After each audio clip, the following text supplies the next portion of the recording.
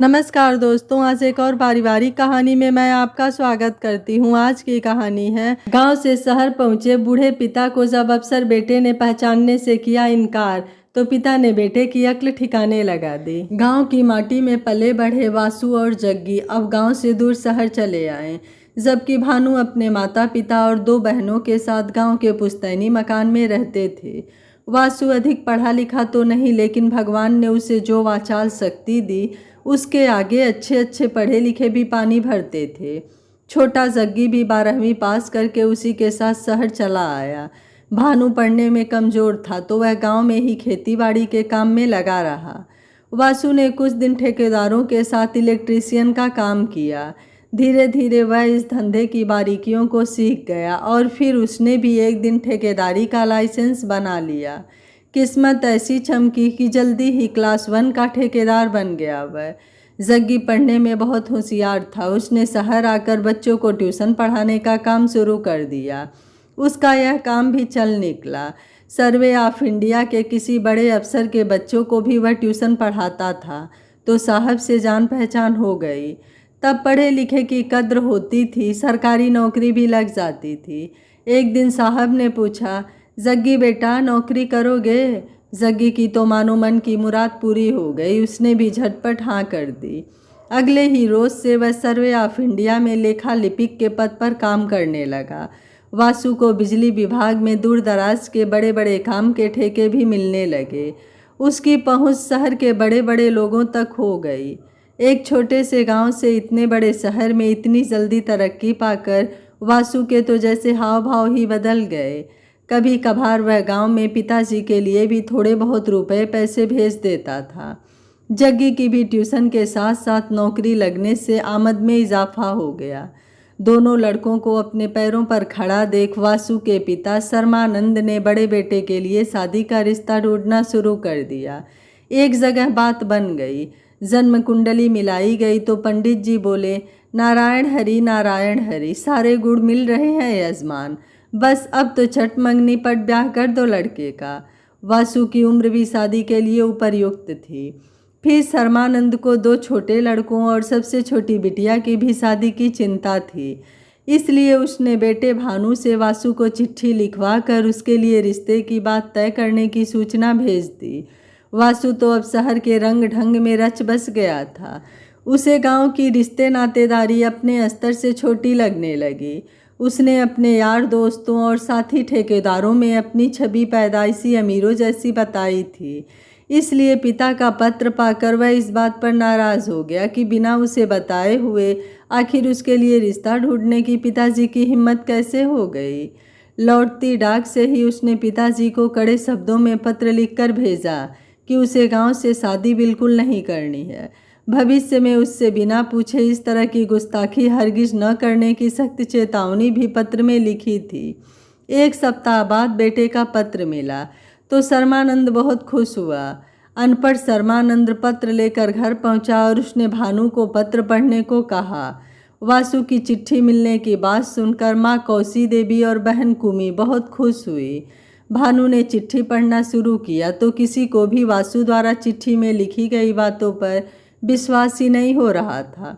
शर्मानंद ने पत्र में लिखी बातें सुनकर माथा पकड़ लिया। माँ ने भानु से चिट्ठी दोबारा पढ़ने को कहा। उसे विश्वास था कि भानु से चिट्ठी पढ़ने में कोई गलती हो रही होगी, लेकिन दोबारा भी चिट्ठी में लिखे शब्दों का हूबहू उच्चारण सुनकर माँ फूट फूट कर रोने लगी। परिवार में किसी की समझ में नहीं आ रहा था कि आखिर वासु की मति को अचानक क्या हो गया है। क्या अब उसे अपने माँ बाप की इज्जत की कोई परवाह नहीं है? 1 सप्ताह ऐसे ही बीत गया। आखिर माँ का मन न माना। उसने वासु के पिता से कहा, क्यों जी, एक बात कहूँ? शर्मानंद बोले, हाँ हाँ कहो। कौसी बोली, तुम एक बार वासु को मनाने उसके पास शहर क्यों नहीं चले जाते? शर्मानंद बोला, हाँ सोच तो मैं भी यही रहा था, लेकिन जेब थोड़ी तंग है। तेरे कहने पर गांठ का पैसा होने वाली बहू के लिए गुलबंद पर लगा दिया। अब तो वासु से खर्चे की उम्मीद भी नहीं है। 2-4 दिन रुक कर देखता हूँ, क्या पता जग्गी का ही मनी ऑर्डर आ जाए। यह सुनकर नन्ही कुमी बोली, पिताजी मेरे पास कुछ पैसे रखे हैं, आप उनको लेकर बड़े भाई से मिलने शहर चले जाओ। कुमी की बात सुनकर भानु बोला, चल पगली, शहर जाने के लिए पैसे नहीं रुपयों की ज़रूरत होती है। कुमी बोली, मेरे पास पूरे 200 रुपये गुल्लक में होंगे। पिताजी, तुम चाहो तो इस गुल्लक को तोड़कर रख लो।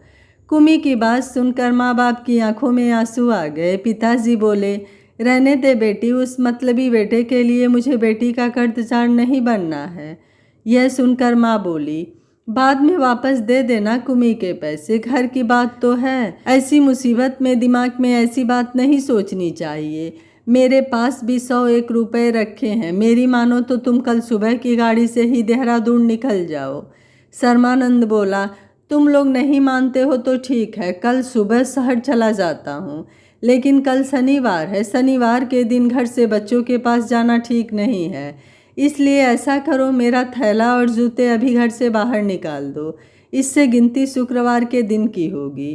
कौसी ने झटपट शर्मानंद के ज़रूरी कपड़े और सामान एक थैले में डाला। दोनों बच्चों के लिए घर की खाने पीने की ज़रूरी चीज़ें भी दूसरे थैले में पैक कर दिया। शर्मानंद को रात भर नींद न आई। ब्रह्मा मुहूर्त में उठकर उसने स्नान ध्यान किया और सुबह की बस से वासु से मिलने वह शहर की ओर निकल पड़ा। वासु ने अपने यार दोस्तों को बताया हुआ था कि उनका परिवार तो अंग्रेजों के समय से ही गांव में मालदार है। गांव में आज भी उनके नौकर चाकर और हरवाहे घर और खेतीबाड़ी का काम करते हैं। जग्गी को भी उसने यही समझाया था कि कोई पूछे तो ऐसा ही सब कुछ बताया करो, लेकिन वासु नहीं जानता था कि इंसान की पोल जब खुलती है तो उस पर से लोगों का विश्वास उठने में एक क्षण भी नहीं लगता। शाम का समय था। शर्मानंद वासु के पत्रों में लिखे गए पतों को पूछते पूछते उसके दफ्तर पहुंच गया। उस समय वासु किसी मीटिंग के लिए अपने दफ्तर से बाहर गया हुआ था। वासु के दफ्तर के बाहर गेट पर एक वर्दीधारी आदमी बैठा था। बूढ़े शर्मानंद ने उससे पूछा, क्या वासवानंद यहीं रहता है? बूढ़े की बात सुनकर वह वर्दीधारी आदमी बोला, आप कौन हैं? साहब को कैसे जानते हैं?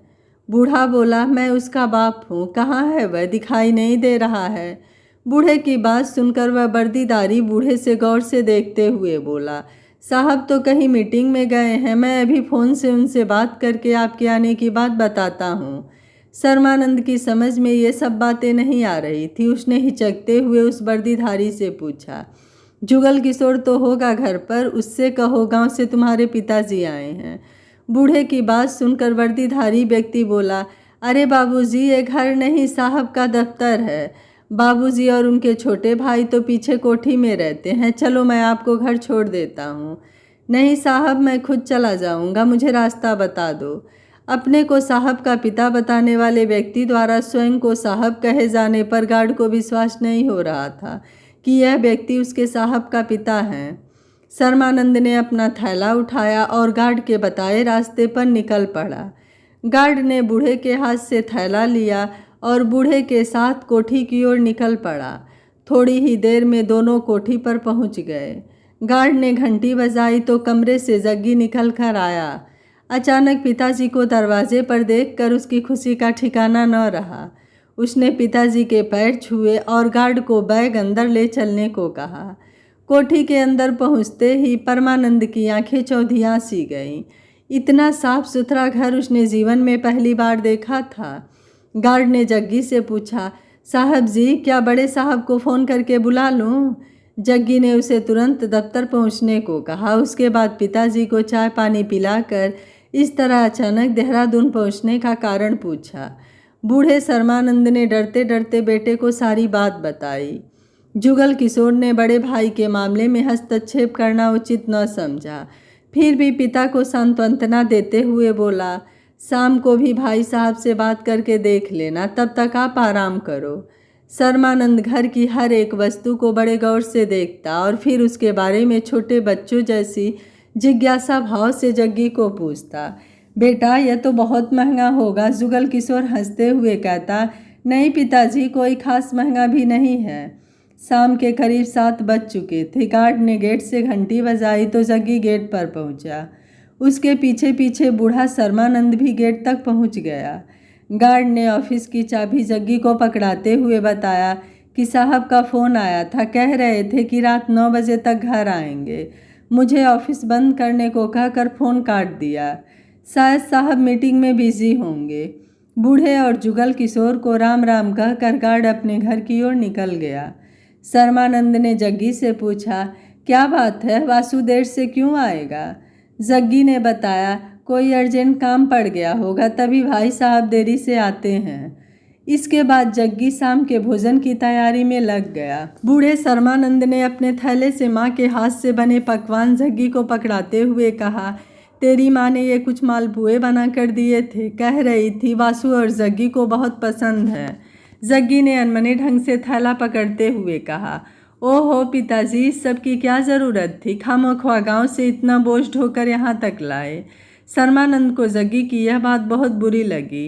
उसकी बातों से ऐसा लगा जैसे गांव से जग्गी का दूर दूर तक कभी नाता ही न रहा हो। शर्मानंद बोले, बेटा मैं तो मना ही कर रहा था, लेकिन तेरी माँ की जिद खाती थी। मेरे बच्चों को बचपन से ऐसी चीज़ें बहुत पसंद है। अब शहर में रहते हैं तो यहाँ भला कौन ये सब चीज़ें उनके लिए बनाएगा। यह कहकर बूढ़ा बरामदे में चला आया। बड़ी देर से बूढ़े शर्मानंद ने बीड़ी नहीं पी थी, इसलिए उसने अपने जेब से बीड़ी का बंडल और माचिस निकाली और वहीं मूढ़े पर बैठकर वह बीड़ी पीने लगा। बीड़ी के धुएं की गंध जैसे ही जग्गी के नाक तक पहुंची, वह भागते हुए बरामदे में आया। उसने बूढ़े से कहा, पिताजी, ये बीड़ी पीने की गंदी लत आपकी अभी तक नहीं गई? चलो अंदर चलो, किसी ने देख लिया तो कहेंगे न जाने किस लेबर को आज कोठी में ठहराया हुआ है। जग्गी की बात सुनकर बूढ़े से रहा न गया। वह बोला, क्या हुआ, लेबर कह देगा तो इससे मेरी शान न घटेगी। जग्गी बेटा, मैंने जीवन भर मेहनत मजदूरी करके ही तो तुम लोगों को पाला पोसा है। आज तुम लोग 2 पैसा क्या कमाने लगे कि तुम्हें अपने इस बूढ़े बाप की यह आदतें गंदी लगने लगी। यह कहकर बूढ़ा एक बार फिर कमरे में आ गया।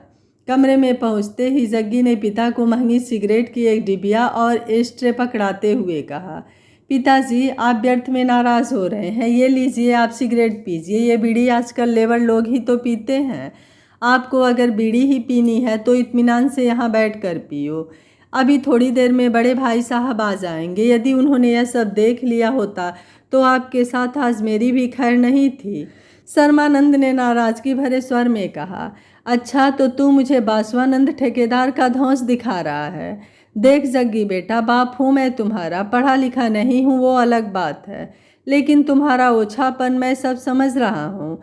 गांव देहात का आदमी कौन सिगरेट पीता है? अरे तुम्हें पता है कि ये बूढ़ा बाप अब इस लत को मरते दम पर ही छोड़ पाएगा, फिर भी वही रोक टोक, इससे अच्छा तो अपना गांव ही है। जग्गी को अब अपनी बातों पर लज्जा सी आ गई। वह बोला, गलती हो गई पिताजी, चलो छोड़ो इन बातों को और ये बताओ कि गांव में माताजी, कुमी और बड़े भैया कैसे हैं? बूढ़े ने जग्गी की बातों को अनसुना करके बाथरूम की ओर चला गया। जग्गी शाम के भोजन की तैयारी में लग गया। थोड़ी देर बाद शर्मानंद बाथरूम से निवृत्त होकर किचन में चला आया।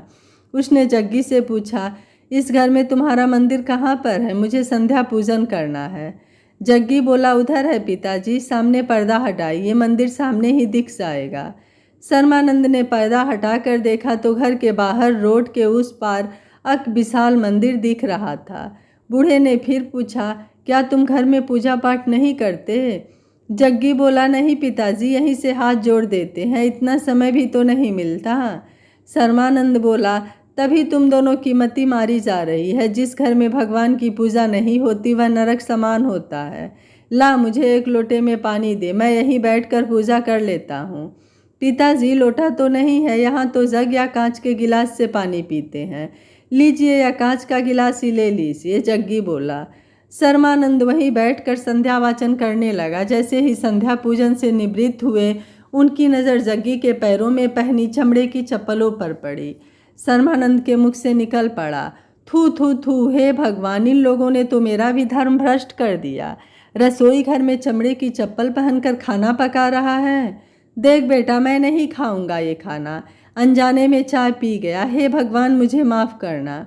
जग्गी यह सुनकर बड़ा परेशान हुआ। उसने सोचा था कि पिताजी को अच्छा लंच करवाएगा, लेकिन मन में सोची हुई उसकी बात मन में ही रह गई। उसने फटाफट चप्पल उतारी और किचन में झाड़ू पोछा लगाकर पिताजी को कहा, पिताजी, मैंने किचन को साफ कर दिया है, दोबारा से आटा गूंथ कर आपके लिए अलग से रोटी सब्जी की व्यवस्था की है, चाहो तो आप आकर देख लो। शर्मानंद ने जग्गी से कहा, ठीक है, मैंने देख लिया है। अरे प्रदेश में क्या आ गए कि तुम लोग अपने नियम धर्म ही भूल गए। तुम लोगों ने कभी अपनी माँ को चूल्हे पर चप्पल पहनकर खाना बनाते देखा है? जो इंसान अपनी मर्यादा को भूल जाता है वह अधर्मी हो जाता है। अपने धर्म के संस्कारों में रहना ही एक अच्छे इंसान की पहचान है। बूढ़े के उपदेश सुनकर जग्गी वापस किचन में चला गया। उसने पिताजी के लिए दोबारा भोजन तैयार किया। रात के 9 बज चुके थे, लेकिन वासु अभी तक घर नहीं पहुंचा। तो बूढ़े ने किचन में जाकर जग्गी से पूछा, ये वासु अभी तक घर क्यों नहीं आया? क्या यह रोज़ इतनी देर से ही घर आता है? जग्गी ने बताया कि भाई साहब तो कभी कभी रात के 2 बजे तक घर पहुंचते हैं, कभी ज़्यादा हो जाती है तो ऑफिस में भी रुक जाते हैं। शर्मानंद ने कहा, अच्छा, तो उसने दारू पीनी भी शुरू कर दी है। जग्गी अब सतर्क हो चुका था, इसलिए उसने पिताजी की बात का जवाब न देकर उनसे पूछा, आप सुबह से भूखे प्यासे हैं, इसलिए आप खाना खा लो। खाना परोसने से पहले उसने पिताजी से पूछा, आपके लिए खाना टेबल पर परोस दूं या बिस्तर में बैठकर ही खाना खा लेंगे? बूढ़े ने जवाब दिया, सोचा था बहुत दिनों बाद बेटों से मुलाकात हो रही है, बैठकर एक साथ भोजन करेंगे, लेकिन उसे अपने बाप से मिलने की भी फुर्सत कहाँ है। ऐसा कर, मेरे लिए यहीं रसोई में ही कोई चटाई बिछा दे, मैं यहीं बैठकर गर्मा गर्म 2 फुलके खा लूँगा। जग्गी ने कहा, ठीक है। वो तुरंत वहीं पर पिताजी के लिए चटाई बिछा दी और अपने हाथों से पिताजी को गर्मा गर्म भोजन परोसा। खाना खाते खाते शर्मानंद बोले, खाना तो अब बहुत अच्छा बना लेते हो जग्गी, घर से दूर रहकर चलो ये तो सीखा तुमने। जग्गी बोला, हाँ, काम चलाने लायक बना ही लेता हूँ पिताजी। भोजन करने के बाद शर्मानंद ने बैठक में जाकर एक बीड़ी सुलगाई और बीड़ी पीकर फिर बरामदे में टहलने लगा। इस बीच वासु का फ़ोन आया कि उसे आज मीटिंग में देर हो जाएगी, इसलिए वह भोजन कर ले।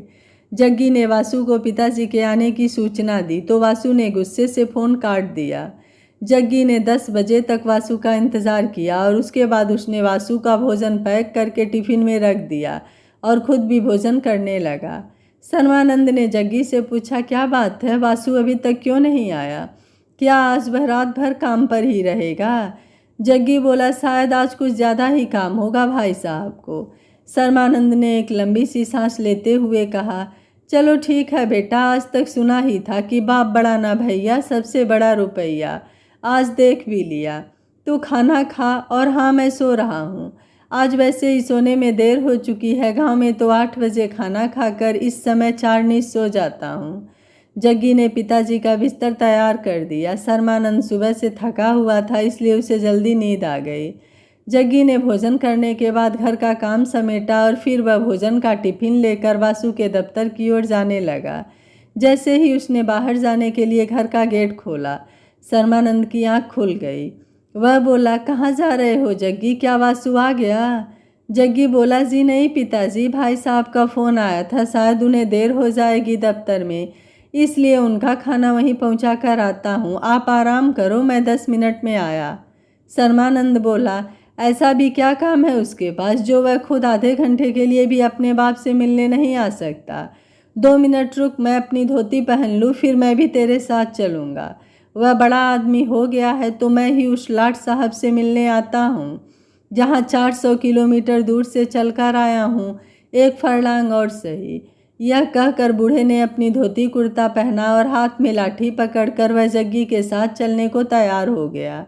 जग्गी ने समझाना चाहा कि इतनी रात में आप वहाँ कहाँ जाओगे, भाई साहब से सुबह मुलाकात कर लेना, लेकिन बूढ़े बाप ने जिद ठान ली कि अभी मैं वासु से मिलूँगा। जग्गी की समझ में नहीं आ रहा था कि वह क्या करे। भाई साहब उस समय होश में न होंगे, मुझे तो बुरा भला कहेंगे ही, लेकिन अगर पिताजी ने उन्हें इस हालत में देख लिया तो अनर्थ ही हो जाएगा। जग्गी के सामने आगे कुआं, पीछे खाई जैसी स्थिति थी। आखिर उसने घर से बाहर कदम निकाल ही लिए। शर्मानंद भी उसके पीछे पीछे चल दिया। दफ्तर के बाहर पहुंचते ही उसने हाथ जोड़कर धीरे से पिताजी से कहा, पिताजी, आप भाई साहब से कुछ न कहना, नहीं तो आज बहुत बड़ा बवाल हो जाएगा। अच्छे आदमियों को इन शराबियों के मुंह नहीं लगना चाहिए, अपनी इज्जत अपने हाथ में है। शर्मानंद की समझ में नहीं आ रहा था कि आखिर जग्गी उसे यह सब क्यों कह रहा है। क्या मैं नादान हूँ? या फिर इनका बाप न होकर कोई बाहरी व्यक्ति हूँ। जग्गी ने धीरे से दरवाज़ा खटखटाया। अंदर से वासुदेव ने दरवाज़ा खोला और जग्गी के पीछे खड़े शर्मानंद को देखते ही वह बोला, आप कौन है? इस समय मेरे दफ्तर के बाहर क्या कर रहे हैं? जग्गी ने खाने का टिफ़िन वासु को पकड़ाते हुए कहा, भाई साहब क्या कह रहे हो आप? अरे पिताजी हैं, गांव से मिलने आए हैं आपको। वासु बोला, पिताजी? अरे किसके पिताजी? हमारे पिताजी इस समय गांव में अपने महल में सो रहे होंगे। लगता है पी मैंने है और नशा तुझे हो गया है जग्गी मेरे भाई। वासु को इस स्थिति में देखकर बूढ़े का पारा 7वें आसमान पर चढ़ गया।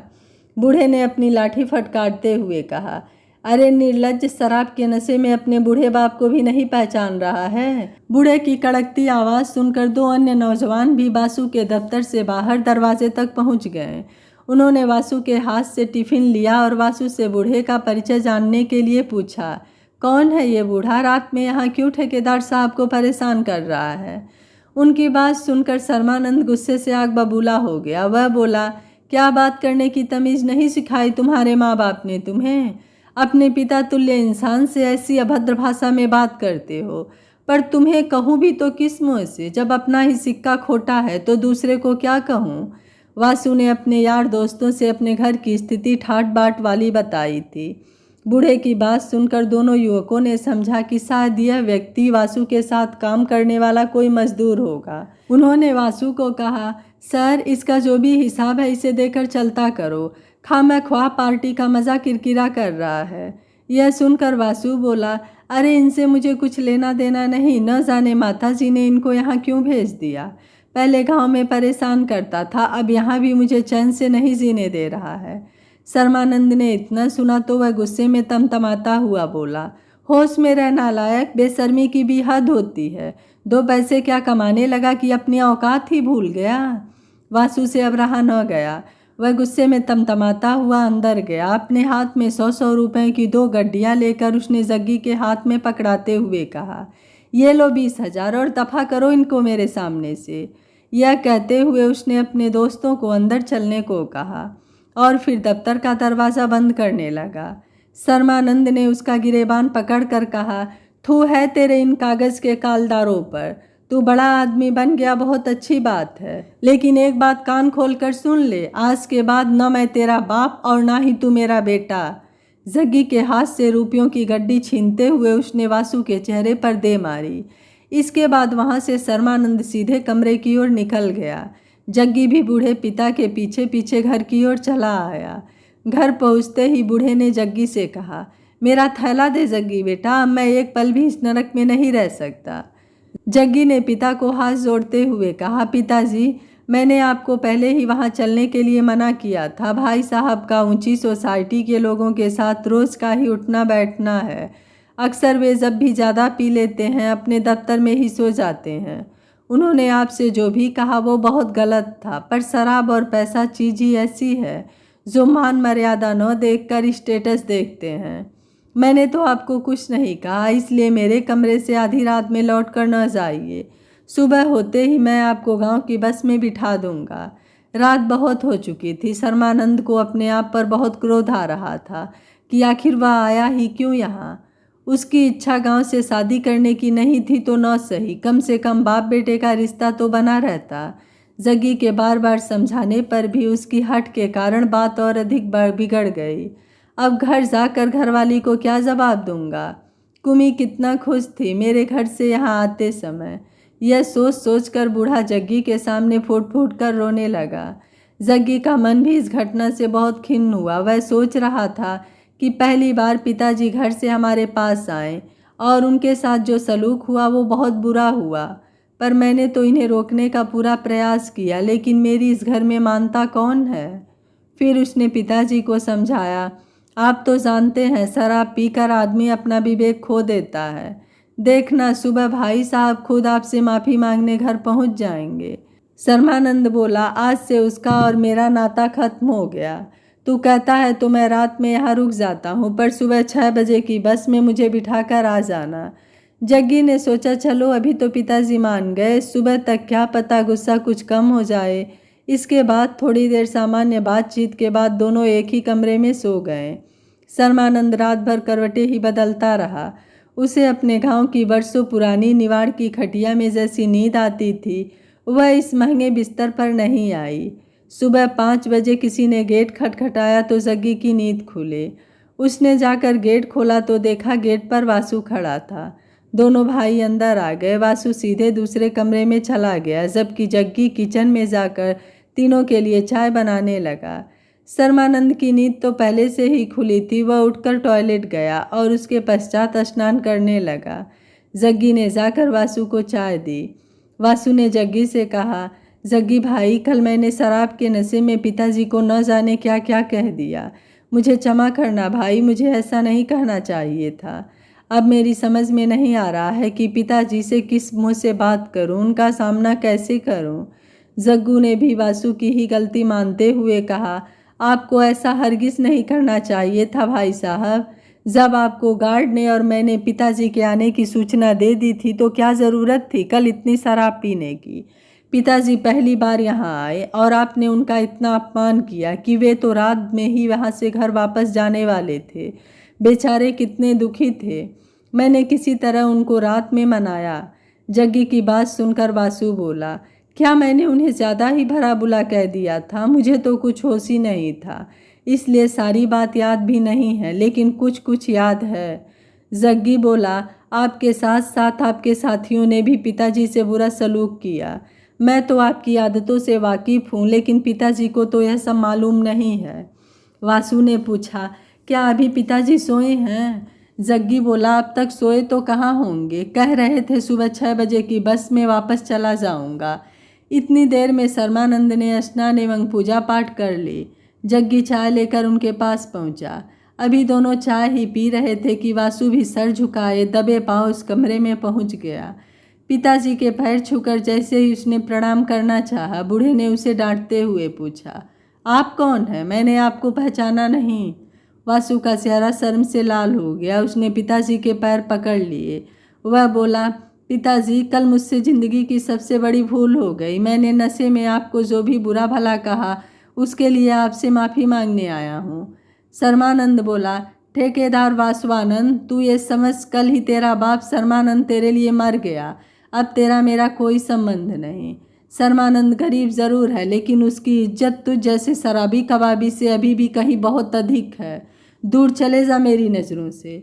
मैंने दिल पर पत्थर रखकर कल रात से ही ये मान लिया कि अब मेरे 2 ही बेटे हैं। ऐसे नालायक बेटे का होना न होना एक समान है। और तुझे अब बाप की क्या ज़रूरत है? तेरे पास तो अब नोटों वाला बाप है। पिता की बातों में सत्यता थी। वासु अब होश में था, इसलिए उसे पिता की कही गई कठोर बातों में भी अपनापन नजर आ रहा था। वह पिता के पैरों में गिरते हुए बोला, पिताजी, एक आखिरी मौका और दे दीजिए मुझ नालायक को सुधरने का। फिर कभी ऐसी गलती करूं तो आपकी जूती मेरा सर होगा। जग्गी इस बात का गवाह है। आपका सारा गुस्सा जायज़ है। सर्मानंद बोला, बेटा, बहुत घमंड है न तुझे अपने पैसों का। अब देख, आज से तू जहाँ जहाँ जाएगा यह बूढ़ा अनपढ़ गंवार मजदूर तेरे साथ साथ आकर हर किसी को बताएगा कि मैं ही इस नालायक वासवानंद का पिता हूँ। देखता हूँ तेरी किन किन लोगों से संगत है और कौन कौन मुझे तेरा बाप मानने से इनकार करता है। वासु ने विरोध में एक शब्द भी नहीं कहा। आज उसे देखकर ऐसे लग रहा था जैसे उसके जैसा आज्ञाकारी बेटा इस कलयुग में कोई पैदा ही नहीं हुआ है। बूढ़े ने चाय पी और फिर जग्गी से पूछा, सच बता जग्गी, ये किसका कमरा है? जग्गी बोला, कमरा तो मैंने ही किराए पर लिया है। भाई साहब तो अधिकतर अपने काम से बाहर ही रहते हैं। कभी रात बेरात देर सवेर इधर मेरे हाल समाचार पूछने आ जाते हैं। सर्मानंद ने कहा, फिर तो ठीक है, अब मैं आज नहीं कल वापस घर जाऊंगा।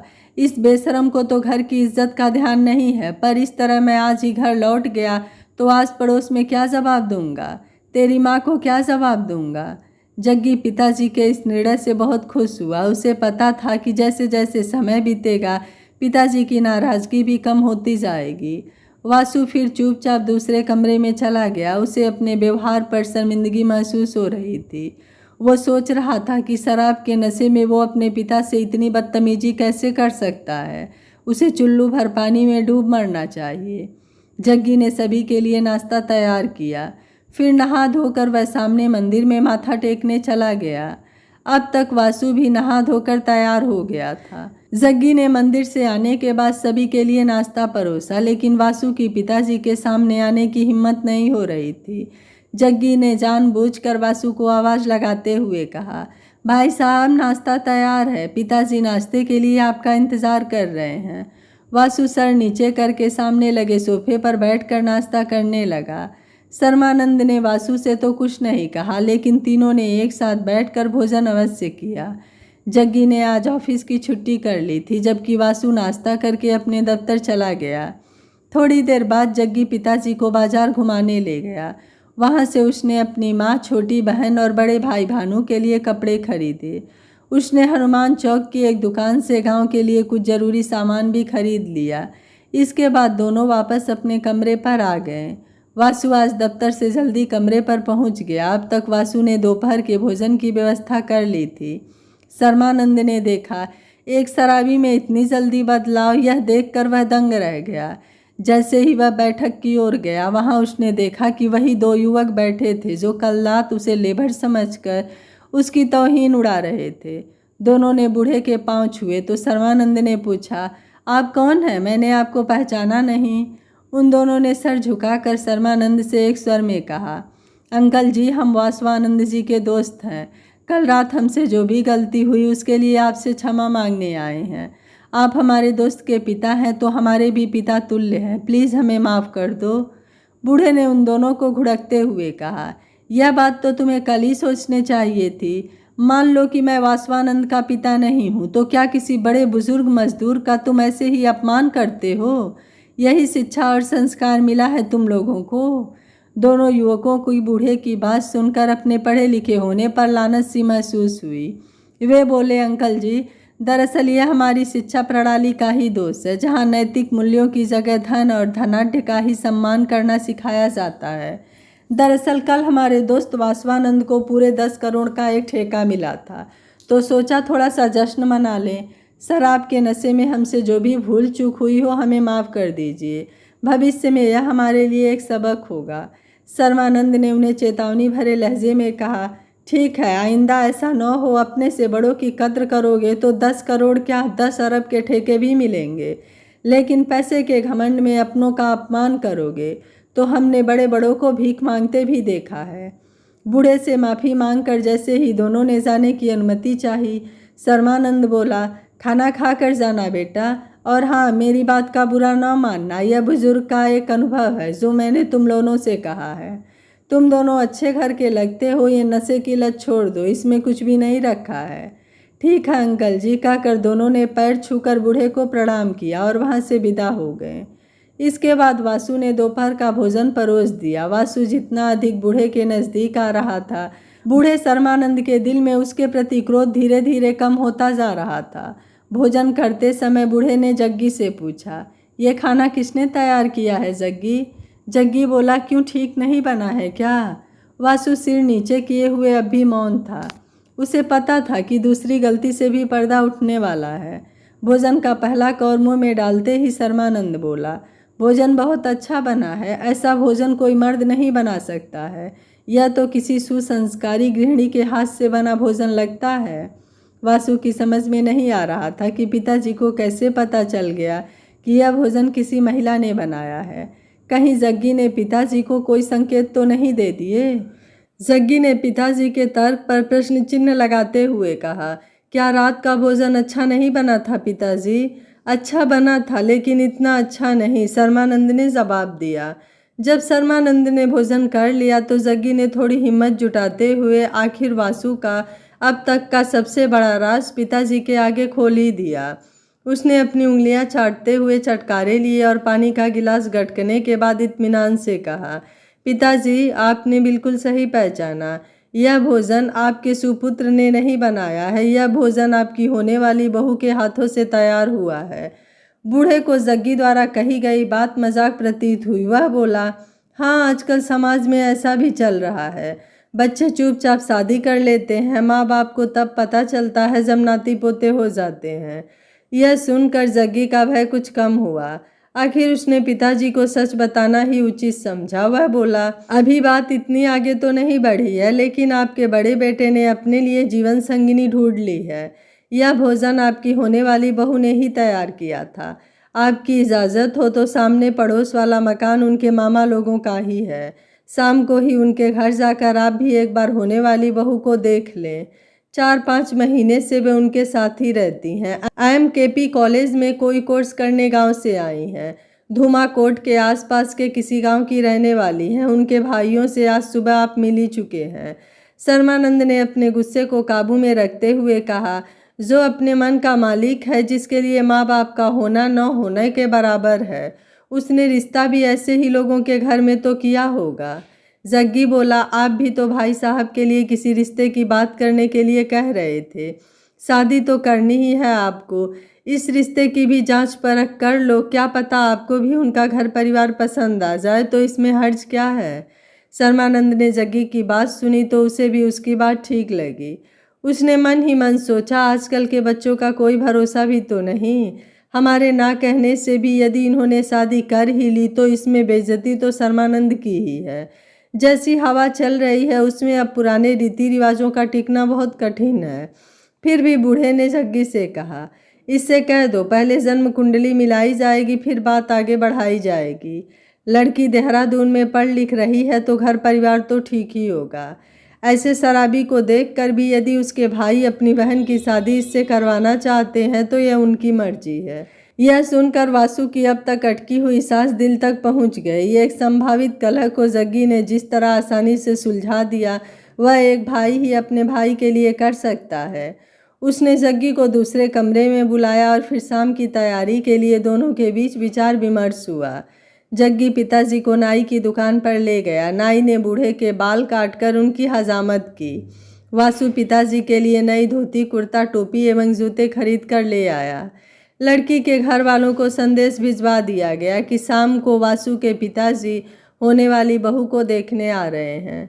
लड़की के मामा लोगों ने लड़की के गांव में फ़ोन करके संदेश भिजवा दिया कि जमरिया के शर्मानंद जी अपने बड़े लड़के के लिए ज्योति की बातचीत करने आ रहे हैं। इस पर लड़की के पिताजी ने स्वीकृति देते हुए कहा कि उनके लड़के के लिए तो हम लोगों ने लड़की की जन्म कुंडली पहले से ही भेजी हुई है। जन्म कुंडली मिल भी चुकी है, बस रिश्ते के लिए लड़के की हाँ करने की देरी है। शर्मानंद जी का परिवार अच्छा है, वह बड़े नेक और सज्जन व्यक्ति हैं। हो सकता है उनको पता चला हो कि लड़की भी देहरादून में अपने मामा के घर से पढ़ाई कर रही है। अच्छा होगा लड़का लड़की भी एक दूसरे को देख लेंगे। मामा जी बोले, जीजा जी, लड़का लड़की पहले से ही एक दूसरे को जानते हैं। नया ज़माना है, अब वो पुराना समय थोड़े ही है। चलो यह भी ठीक हुआ कि आप भी उनसे परिचित हैं, वरना कहते हैं कि मुझसे बिना पूछे ही रिश्ता तय कर दिया। शाम को शर्मानंद, वासु एवं जग्गी अपने पड़ोस में रहने वाले हुकुमदेव उनियाल के घर पहुंच गए। हुकुमदेव ने बड़ा आलीशान मकान बनवा रखा था। घर पहुंचते ही पहाड़ी रीति रिवाज से शर्मानंद एवं दोनों लड़कों की खातिरदारी हुई। बातचीत से मालूम हुआ कि लड़की के पिताजी हर्षानंद अपोला के सुंदरियाल हैं। बूढ़ा यह सुनकर बहुत खुश हुआ, क्योंकि यह इष्ट देव का आशीर्वाद था या एक संयोग कि इसी लड़के की रिश्ते की बात तो वासु के लिए चल रही थी। शर्मानंद का परिवार एक हफ्ते से इसी रिश्ते को करवाने के लिए तो परेशान था। थोड़ी ही देर में ज्योति सभी मेहमानों के लिए चाय लेकर आई। उसकी शालीनता एवं चेहरे पर शर्म का भाव ही उसके संस्कारी होने का परिचय था। ज्योति ने शर्मानंद जी के पैर छुए और शर्माती हुई दूसरे कमरे में चली गई। रिश्ता तो पहले से ही तय हो चुका था। शर्मानंद जी ने जग्गी से कहा, वे दोनों लड़के कहाँ हैं जो सुबह मुझसे मिलने आए थे। जग्गी बोला, वे दोनों अपनी बहन के होने वाले ससुर से शर्मा रहे हैं। फिर रात्रि का भोजन हुआ। हुकुमदेव का पूरा परिवार भी इस संयोगपूर्ण मिलन से बहुत प्रसन्न था। मंगनी की तिथि लड़की के पिता हर्षानंद से फोन पर ही तय हो गई। उसके बाद शर्मानंद अपने दोनों लड़कों के साथ वापस जग्गी के कमरे में आ गया। कमरे में पहुंचकर बूढ़े ने वासु से पूछा, बेटा, तूने चिट्ठी में जो बातें लिखी थी वो होश में लिखी थी? तेरे कारण एक सप्ताह से घर में तनाव का माहौल बना हुआ है, सब लोग परेशान हैं, जबकि यह एक खुशी की बात थी। एक बात का जीवन में हमेशा ध्यान रखो कि किसी के भी माँ बाप अपने बच्चों का कभी बुरा नहीं चाहते। जबकि यह एक खुशी की बात थी। एक बात का जीवन में हमेशा ध्यान रखो कि किसी के भी माँ बाप अपने बच्चों का कभी बुरा नहीं चाहते। वासवानंद मौन खड़ा था। उसने एक बार फिर पिताजी के पैर पकड़कर उनसे क्षमा मांगी।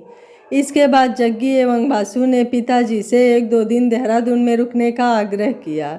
सर्वानंद बोले, नहीं, मैं कल सुबह ही चला जाऊंगा। घर में तुम्हारी माँ और भाई बहन को चिंता लगी होगी। वैसे भी अब सब ठीक हो गया है। ईश्वर ने चाहा तो आने वाली वसंत पंचमी के दिन इनकी मंगनी कर दूंगा। पर एक बात का ध्यान रखना, मंगनी और शादी भी गांव से ही होगी। दोनों ने पिता की कही बात का समर्थन किया। अगली सुबह दोनों भाई सर्मानंद को बस में बैठाने के लिए उनके साथ बस स्टेशन गए। अपनी सीट पर बैठाकर सर्मानंद ने वासु और जग्गी को अपने पास बुलाकर कहा, देखो बेटा, जो हुआ सो हुआ, आगे अपनी होशियारी से काम करना। इस बात का भी ध्यान रखना कि किसी की बेटी का हाथ थामने से पहले एक इंसान को उसके भविष्य के बारे में भी सोचना जरूरी होता है। तभी कंडक्टर ने सीटी बजाकर ड्राइवर को गाड़ी चलाने का संकेत दिया। दोनों भाइयों ने पिता के पैर छूकर उनका आशीर्वाद लिया और बस से नीचे उतर गए। शाम को सर्मानंद अपने घर पहुंचा। उसने अपनी पत्नी एवं बच्चों को सारा हाल समाचार सुनाया। घर के सभी सदस्य इस बात से प्रसन्न थे कि वासु ने पिता की बात का मान रख दिया। सारे गांव में फल और मिठाई बांटते हुए कुम्मी खुशी से झूम रही थी। इधर वासु भी इस बात से प्रसन्न था कि उसकी खुशी के लिए पिता ने उसकी सभी गलतियों को माफ़ कर दिया। सर्मानंद जी का फैसला आपको कैसा लगा? आप मुझे अपनी राय कमेंट बॉक्स में ज़रूर दीजिएगा। वीडियो पसंद आया है तो वीडियो को लाइक, शेयर एंड चैनल को सब्सक्राइब कर लीजिएगा। Thank you for watching. मिलते हैं अगली कहानी में।